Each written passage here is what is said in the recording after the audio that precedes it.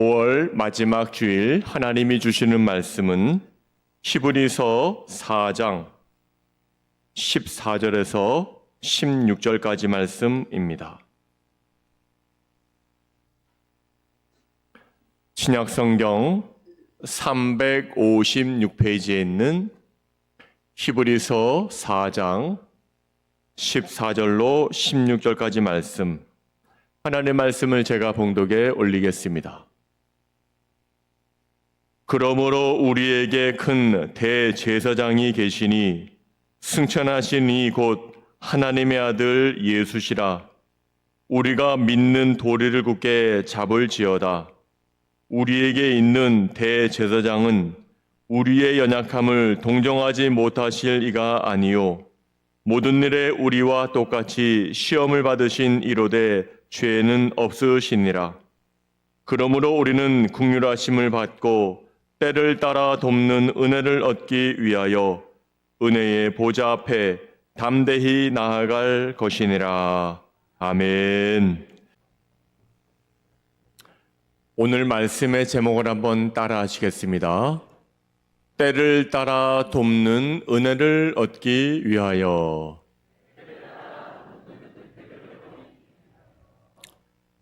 자, 여러분, 기도가 무엇입니까? 기도는 우리의 영이 성령님에 의하여 하나님의 보좌에 접근하는 것이 기도입니다. 기도는 단순히 우리의 말을 하나님께 올려드리는 그러한 발성은 아닙니다. 기도는 또한 우리의 욕심을 채우기 위한 그런 욕망도 아닙니다. 기도는 우리의 속사람이 창조주 하나님과 교제하며 우리의 부탁을 하나님께 아뢰고 하나님으로부터 답변을 받는 것, 그것이 바로 기도입니다. 그래서 기도는 어디까지나 영적인 일입니다. 기도는 인간적인 목적을 이루기 위해서 행해지는 것이 아닙니다. 따라서 기도는 가득하게 성령님의 역사가 필요합니다. 만일 우리가 입술로만 기도한다면 호흡만 할 수 있으면 됩니다. 숨을 쉬는 사람이라면 다 기도할 수 있습니다. 만일 우리의 기도가 욕망의 욕구뿐이라면 하나님을 알지 못하는 자도 기도할 수 있습니다. 하지만 기도는 입술로만, 호흡으로만, 숨 쉬는 것으로만 기도할 수 있는 것이 아닙니다. 기도에는 반드시 영이신 성령께서 동행하셔야 됩니다. 우리는 우리의 영혼의 소원을 하나님께 아뢰 때 성령님을 반드시 통해야 합니다. 성령을 반드시 거쳐야 됩니다. 성령님은 우리의 연약함을 도우시며 생명과 능력을 주시기 때문입니다. 오늘 본문의 말씀이 우리에게 말씀해 주셨듯이 우리의 대제사장 예수 그리스도께서 우리의 기도를 중재해 주심으로 우리가 하나님으로부터 응답받는 기도를 하게 하시는 겁니다. 그러므로 히브리서 기자는 오늘 16절 말씀에서 이렇게 다시 한번 우리에게 강조해 주고 있습니다. 16절의 말씀을 다시 한번 큰 소리로 읽어보겠습니다. 시작. 그러므로 우리는 긍휼하심을 받고 때를 따라 돕는 은혜를 얻기 위하여 은혜의 보좌 앞에 담대히 나아갈 것이니라. 아멘. 때를 따라 돕는 은혜를 얻기 위하여 은혜의 보좌 앞으로 담대히 나가자 선포하는데, 보좌라는 것은 자리를 말합니다. 보좌라는 것은 의자를 말합니다. 보좌라는 것은 높으신 하나님이 계신 그 장소를 말합니다. 그것이 바로 은혜의 보좌입니다. 즉, 은혜가 있는 자리, 거기에 앉으면 은혜 받을 수 있는 자리, 그 자리가 바로 은혜의 보좌입니다. 그렇다면 우리가 하나님의 보좌로 나아갈 때, 특별히 기도로 나아갈 때, 예배로 나아갈 때 우리는 어떠한 마음을 가지고 주님의 보좌로, 은혜의 보좌로 나아가야 되겠습니까? 오늘 성경 말할 때 첫째는 기쁨으로 하나님의 보좌 앞에 나아가자, 이렇게 말하고 있습니다. 우리가 보좌 앞에 나와서 보좌에 앉으신 이를 보니 우리가 사랑하시는 아버지이십니다. 거기에 둘러서 있는 천사들이 우리를 잘 압니다. 그러니 우리가 이 보좌 앞에 나아갈 때 기뻐하지 않을 수 있겠습니까? 여러분, 저를 비롯해서 여기에 계신 모든 분들은 죄인인 고로 감옥에, 지옥에 갈 수밖에 없는 영혼입니다. 그럼에도 불구하고 하나님의 보좌를 우리를 불러내 주신 것이 어찌 기쁘지 않겠습니까? 그러니 우리는 은혜의 보좌 앞으로 나올 때 기쁜 마음으로 나와야 되겠습니다. 우리가 이와 같은 은혜의 보좌 앞에 설 때에 슬픈 얼굴로 설 수 있겠습니까? 만일 우리가 심판의 보좌 앞에 섰다고 하면 우리의 허물을 죄로 우리가 정죄받고 우리의 손이 쇠고랑에 차였을 겁니다. 하지만 우리는 우리를 사랑하시는 하나님 때문에 기쁜 얼굴로 빛나는 은혜의 보좌 앞에 기도하러 나올 수 있고 예배드리러 나올 수 있습니다. 여기에 슬픈 마음과 안 좋은 마음 가지고 이 자리에 나오신 분 계십니까? 하나님께 아뢰게 되면 여러분들의 슬픔을 변하게 하셔서 기쁨으로 만들어 주실 겁니다. 여기에 두려움으로 계신 분들이 계십니까? 그러면 하나님께서 주시는 세상이 주지 못하는 평안함이 우리 안에 임할 줄로 믿습니다. 여기에 무거운 마음을 가지고 나온 분들이 있습니까? 하나님께 아뢰게 되면 여러분들의 그 마음이 깃털처럼 가볍게 되는 역사가 있을 것입니다. 죄를 가지고 왔으면 하나님 아버지께 고백하십시오. 그러면 모든 것을 용서해 주시고 다시는 죄 짓지 않는 하나님의 사람으로 우리를 만들어 주실 것입니다. 오늘 이 자리에 여러분들은 어떠한 마음을 가지고 나왔습니까? 무엇보다 은혜의 보좌 앞에 나올 때는 때를 따라 돕는 은혜를 받기 위하여 우리 모두는 하나님 앞에 기쁜 마음으로 나와야 하는 겁니다. 두 번째는 우리는 온전한 순종함으로 나와야 되겠습니다. 순종이 무엇입니까? 하나님의 말씀에 대하여 복종하는 것, 하나님 말씀에 대하여 실천하는 것, 그것이 바로 순종 아닙니까? 우리 주님께서 주기도문에서 어떻게 기도하라고 하셨습니까? 뜻이 하늘에서와 같이 땅에서도 이루어지게 하소서라고 기도하라고 하셨습니다. 그런데 우리도 모르는 동안에 편한 것을 구하고 내 이익만을 추구하고 어려운 일이 없기를 바라게 되는 경우가 너무나도 많습니다. 하지만 여러분, 하나님의 보좌 앞에 나온 사람은 예수님께서 십자가를 앞에 놓으시고 기도하신 것처럼 아버지여 내 뜻대로 마옵시고 아버지의 뜻대로 하옵소서 기도하는 자가 바로 온전한 순종함으로 나오는 자라는 겁니다. 자, 은혜의 보좌 앞에 나올 때 우리 모두는 기쁜 마음으로 나와야 될 것이고 하나님 말씀에 대하여 복종하고 순종한 마음으로 온전하게 순종하는 마음으로 나와야 될 것이고 세 번째는 큰 소원을 가지고 우리가 주님 앞에 나와야 하겠습니다. 여러분, 우리는 그저 주인의 상에서 떨어지는 부스러기를 얻어먹으려고 보좌 앞에 나온 것이 아닙니다. 우리는 왕의 잔치에 참여함에 초대받은 사람들입니다. 이 얼마나 영광스럽습니까? 우리가 기도할 때 천사들이 하나님께 경배하는 가운데 우리의 기도가 향기로 하나님 보좌 앞에 상달되게 되는 겁니다. 이 영에 나온 것 하나님 앞에 간구할 때 작은 것보다는 큰 것 중에서도 하나님의 뜻대로 우리의 소원의 간구를 하나님 앞에 나와 기도하는 은혜의 자리에 참석하는 자들 되어야 합니다. 오늘 시편 81편 10절에 보시면 시편 기자가 큰 것을 구하라 이렇게 선포하고 있습니다. 한번 읽어봐요. 시작.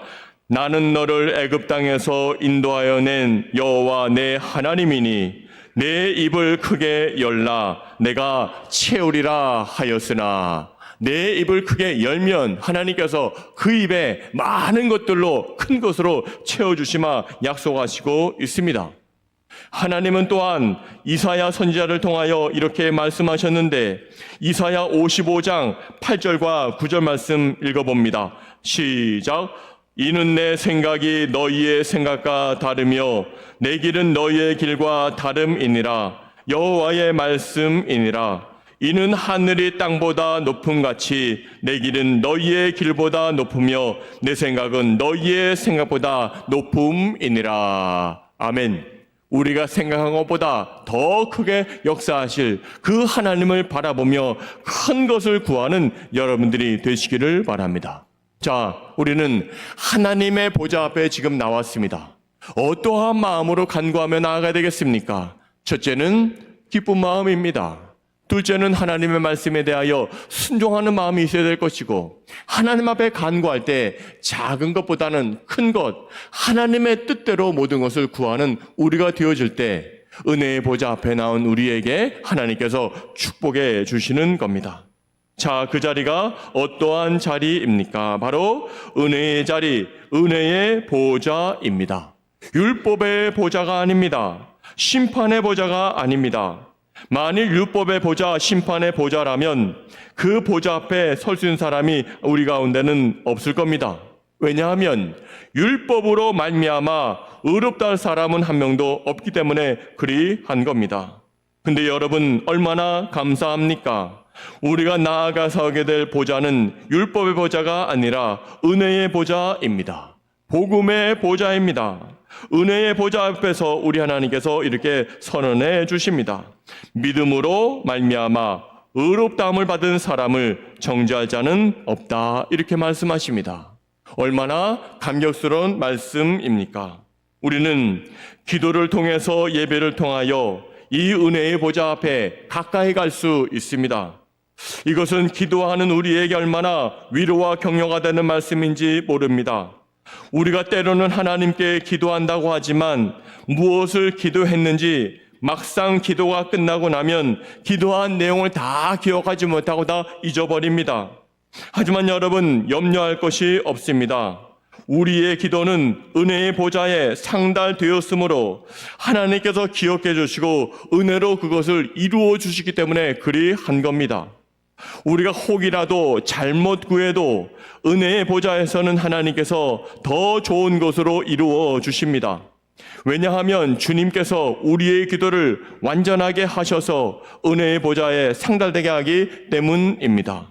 우리의 소원이 주님의 소원으로 해석이 되어서 은혜의 보좌에 상달되기 때문에 그리한 겁니다.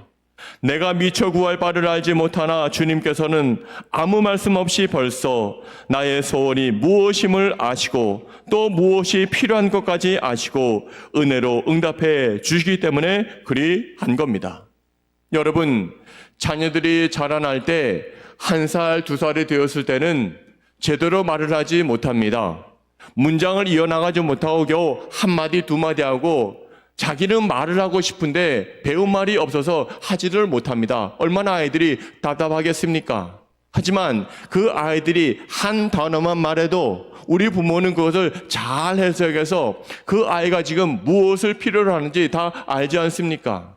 우리 하나님도 마찬가지입니다. 우리가 단문으로 기도해도, 우리가 짧은 단어 한마디 해도, 아니 혹이라도 말하지 못해도 마음속으로만 그것을 품고 있어도 우리의 마음을 채울하시고 우리의 마음을 다 알고 계시는 그 하나님께서는 다 아시기 때문에 우리의 소원의 간구에 응답해 주시고 은혜의 보좌 앞에 나온 모든 분들에게 기도응답으로 함께 하시는 역사가 우리에게 있습니다. 그러니 오늘 때를 따라 돕는 은혜를 얻기 위하여 은혜의 보좌 앞에 나오신 여러분, 하나님 앞에 기쁜 마음으로, 순종하는 마음으로, 온전한 마음으로 하나님 앞에 드리는 마음으로 큰 것을 하나님께 간구하며 아뢰 수 있는 여러분들의 복된 삶이 되시기를 바랍니다.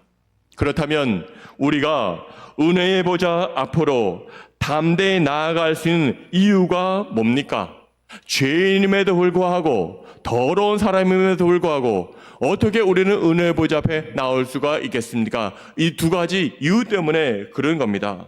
첫째는 내가 간구한 것을 하나님께서 이루어 주실 것을 내가 믿기 때문에 나올 수 있습니다. 자, 보십시다. 오늘 이사야 55장 1절 말씀 한번 읽어봐요. 시작. 오호라, 너희 모든 목마른 자들아 물로 나오라. 돈 없는 자도 오라. 너희는 와서 사 먹되 돈 없이 값없이 와서 포도주와 젖을 사라. 아멘. 이것을 구하게 되면 하나님께서 다 주실 것을 믿기 때문에 담대하게 나아가야 하는 것이고, 두 번째 이유가 뭡니까? 담대히 나아갈 수 있는 두 번째 이유는 은혜의 보좌 앞에 나오게 되면 그 나온 자들을 하나님께서 내쫓지 않는, 추방하지 않는다라는 것을 우리가 믿고 있기 때문에 은혜의 보좌 앞으로 나올 수 있습니다. 자, 우리 주님께서 요한복음 6장 37절에 보시면 주님께서 친히 이렇게 말씀하셨습니다. 함께 볼까요? 시작. 아버지께서 내게 주시는 자는 다 내게로 올 것이요 내게 오는 자는 내가 결코 내쫓지 아니하리라. 아멘. 아버지 하나님께 사랑하시는 자들, 우리의 모든 자들을 하나님께서 불러주셨는데 이 은혜의 자리에 나오기만 하면 결코 내쫓지 아니하시겠다. 죄인이든 의인이든 어떤 사람이든지 상관없이 은혜의 자리에 나오게 되면 하나님께서 그 사람을 품어주시고 안아주시겠다. 그리 말씀하시고 있습니다. 우리가 할 일이 뭐겠습니까? 그저 은혜의 보좌 앞에 나아가는 것입니다. 빨리 주님께 나아오는 것입니다. 그리하면 하나님은 사람의 과거를, 생활을 묻지 아니하십니다. 그 사람의 현재 생활도 묻지 아니하십니다. 누구나 은혜의 보좌 앞에 나오게 되면 그 사람을 배척하지 아니하시고 주님은 그 사람을 영접해서 그에게 구원을 베풀어 주시는 겁니다. 여러분, 막달라 마리아와 같이 과거에 아무리 어두운 생활했던 여자라도 삭개와 같이 아무리 토색하고 부정한 재물을 모았던 좋지 못한 사람일지라 할지라도 심지어는 십자가 달렸던 강도같이 그러한 사람이라 할지라도 은혜의 보좌 앞에 나오기만 하면 내쫓지 아니하시고 영접해서 그 영혼을 구원해 주십니다. 이 시간 여러분에게 우리 주님께서 구원의 기회를 주셨습니다. 기회를 주시는 이 시간 여러분이 온전하게 회개하고 은혜의 보좌 앞에 나오게 되면 과거에 어떤 죄를 범했든지 우리 주님께서는 그 심령을 물리치지 아니하시고 그 심령을 내쫓지 아니하시고 받아주시는 겁니다. 이 약속의 말씀은 변함이 없습니다. 왜냐하면 하나님께서 친히 그의 아들 예수 그리스도의 피로 이미 우리를 다 구속해 주셨기 때문에 그리한 겁니다. 천지는 없어질 수 있지만 하나님께서 그의 아들 예수 그리스도의 피로 세운 이 언약은 결단코 변하지 않습니다. 우리에게는 하늘로 올라가신 위대하신 대제사장이신 하나님의 아들 예수님이 계십니다. 그러므로 이 시간 우리는 우리가 고백하는 신앙을 굳게 잡아야 할 것입니다. 우리의 대제사장이 되신 예수 그리스도는 우리의 연약함을 동정하지 못하시는 분이 아니십니다. 그는 죄가 없으시면서도 우리와 마찬가지로 모든 일의 시험을 받으셨습니다. 사랑하는 여러분, 이제 은혜의 보좌 앞에 담대히 나아가실 때 우리의 소원을 하나님께서 이루어 주실 것을 믿는 마음으로 담대하게 나아갈 수 있기를 바라고, 하나님 보좌 앞에 나오게 되면 내쫓지 아니하시는 그 하나님의 긍휼하심을 따라 나아가는 담대함을 하나님께서 허락해 주실 줄로 믿습니다. 오늘 때를 따라 돕는 은혜를 얻기 위하여, 때를 따라 돕는 은혜를 얻기 위하여 우리는 오늘 은혜의 보좌 앞에 나왔습니다. 5월달 마지막 날을 맞이하여 오늘 가정의 달을 뒤로 하고 우리는 다음 주일부터 이제 6월 1일부터는 예배의 자리로 나아가게 될 것입니다. 그것이 바로 은혜의 자리입니다. 예배가 이루어지는 모든 곳에서 여러분들이 예배를 잘 참석하시고 예배를 사모하시고 때를 따라 돕는 은혜를 예배의 자리, 기도의 자리를 통해서 늘 체험하고 경험하는 여러분들이 되시기를 바랍니다. 더 많은 은혜를 베풀어 줄 하나님을 기대하며 은혜의 자리로 더 많이 더 깊이 나아가서 하나님이 이미 약속하신 그 말씀을 받아 누리는 축복을 살아갈 수 있는 여러분들의 삶이 될 수 있기를 바랍니다. 기도하시겠습니다. 사랑과 은혜가 많으신 우리 아버지 하나님, 때를 따라 돕는 은혜를 얻기 위하여 은혜의 보좌 앞으로 담대히 나아가고 있습니다. 6월 한 달 우리가 삶을 살아갈 때 어찌 되었든지 기도의 자리, 예배의 자리는 늘 참석하여서 하나님께 간구하여서 많은 것들을 얻어 누릴 수 있는 우리의 삶이 되게 하여 주시옵소서.